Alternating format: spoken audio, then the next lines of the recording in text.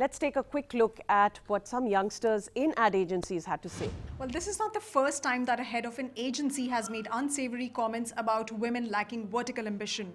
But the good thing is that Publicis, which is the parent agency of Saatchi & Saatchi, has made its mandate very clear.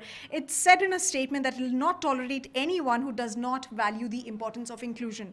And to know more about that, we are here at February in New Delhi, which is an independent agency, and we have with us these young creatives. And let's move to them to know what they really think about it. People are unfortunately they are used to sexist remarks. They are used to an imbalance in gender.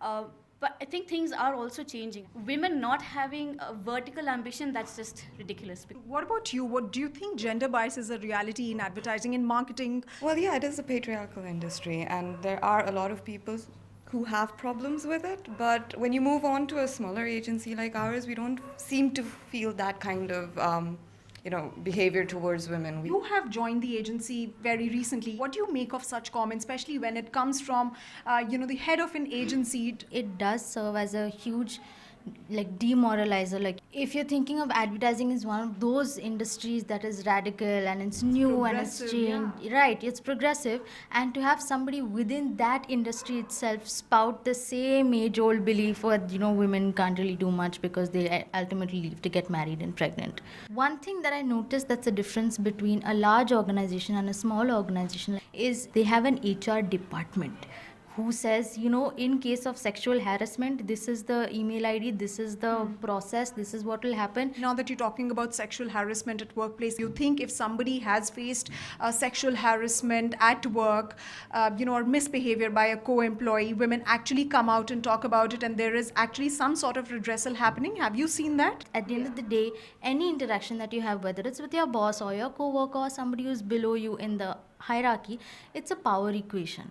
And the reason why some people feel that they can take liberties with other people is because they understand that the power is in their hands and the system won't do much. My first job in the industry, and I was going for a meeting with my boss who was a man, and we went, and my boss had his laptop and he presented blah blah blah, and then we were going to leave, and he just got up and left, and I was expected to kind of put his laptop in the bag and pick up his laptop and come out like a little lapdog, which I was very offended by. If someone comes forward, makes it public, even with Pachori, making it public in terms of what's happened to you. The women have come forward.